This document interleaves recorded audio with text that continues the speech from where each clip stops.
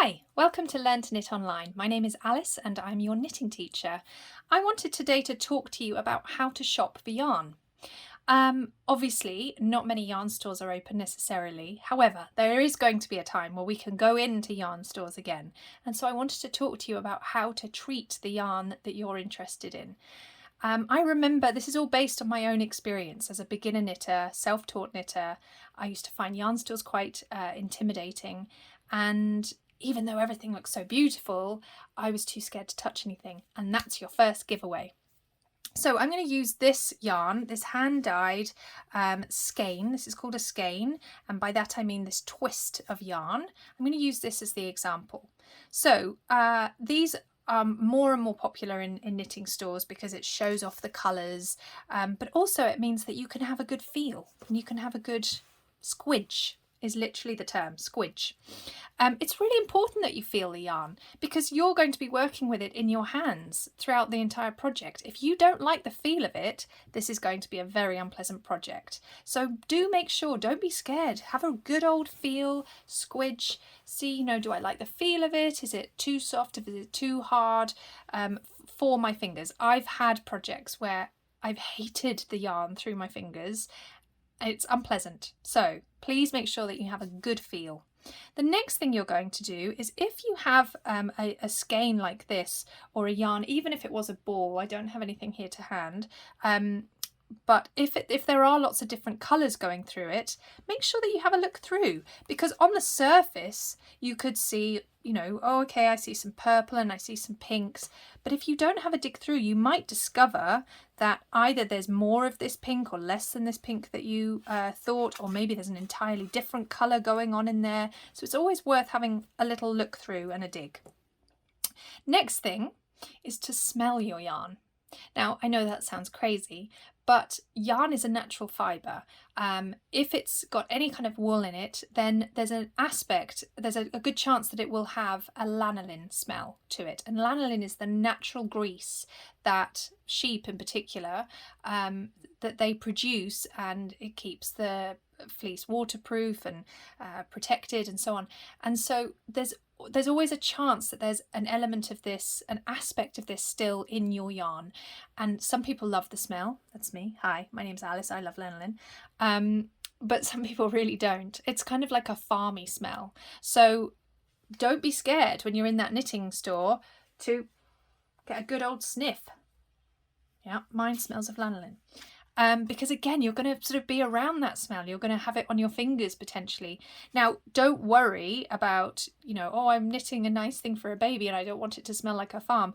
Once the thing's knitted, then you can actually hand wash it and wash that smell out. And actually, once you hand wash it gently, that lanolin leaving will actually really soften up the fibres, and it also can expand them somewhat, but that's for another day. So if you don't mind the smell as you're working, then don't feel like, well, I'm stuck with it, this hat, this scarf or blanket or whatever. You can wash it out, but it's most important you can't do it until it's knitted. So you're going to have a good feel through your fingers, you're going to have a smell, and you're going to dig through to have a look at colours. Now, the other thing to keep in mind, in particular with these skeins, is these are just loops of yarn. They look really beautiful, but please don't, when you get home, don't buy a skein, get home and think, right, I just have to, I'll show you, I'm going to untwist it. So it's just like a big old loop of yarn. Here you are. This is also good to see in the store because you'll be able to see, there's quite a lot more pink than maybe it looked like originally. Now, please don't get home and just think, okay, well, I just need to find an end and start knitting. I have been there, it's a mess. And generally these yarns are expensive. And if you have to start cutting yarn, you're going to start crying. So many yarn stores will offer, whether you're buying online or in person, they will offer to wind it into a ball, or what is known as a cake.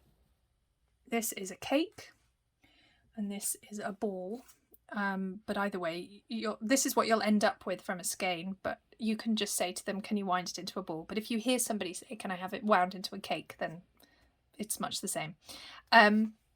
So please ask them to do that for you, because they have these pieces of equipment, which sounds a bit more high-tech than it is, but they have equipment that makes it super easy to do. I used to work in a knitting store. It's a free service. It's a service that they should offer you. They might say to you, absolutely, but as you can see, there's loads of people here right now, so could you come back in 10 minutes and I'll have it wound up for you.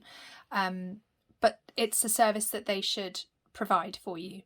If for any reason you can't wait the 10 minutes, say, or they tell you that their ball winder is broken or whatever it may be, all is not lost. You will just need to find a patient person. My husband used to do this for me, who will sit there like this, watching TV or listening to whatever. You will find the ends of yarn. You'll also see that the yarn is sort of tied up. See, you'll just gently find out, you know, some of this is scrap yarn to just keep it neat and tidy, but some of it also is the ends of the yarn. So you'll find that your patient person, or you'll turn a chair upside down or a stool upside down to use all the 4 legs, and you'll literally have to wind it into a ball. So it takes a while, and yeah, if you do it enough, as I did with my husband, he buys you a Swift and a ball winder to avoid doing it. But yeah, I've been in this position where I didn't know, and I started knitting from this skein, and it very quickly got into a mess. Now let's skip backwards a little bit here. So there you are in the store, you've opened it up and you've had a look at all the colours, and you think, oh no, what do I do now? I've done something wrong, I can't just hang it back up. You can just give it to somebody in the store. Like I say, as a former knitting store employee, I wouldn't have batted an eyelid. It's totally acceptable. You're looking at the goods that you're going to buy. But otherwise, if you didn't want to, it's a case of simply, trying not to get my hair into it, twisting, and then, let's see if I put it here, pulling it through and then giving it a shake out. Oh, I'm a bit rusty. I haven't done it as prettily as it was. But anyway, there you go. Twisted back up. So please don't panic. You haven't done anything wrong. You're not going to have to pay for it. You were just opening it up to have a look at it, and that you are fully entitled to do that. It's your prerogative. So there we go. That is how to buy yarn. Also, just before I end, feel free to ask them, explain to them what you're making, tell them what kind of fibres you're interested in, or maybe you're interested in something new or something unusual. Ask them in the store. They will be delighted to help you. Generally, everyone who knits in a knitting store, we're all very passionate about what we do, so ask. Okay, happy knitting.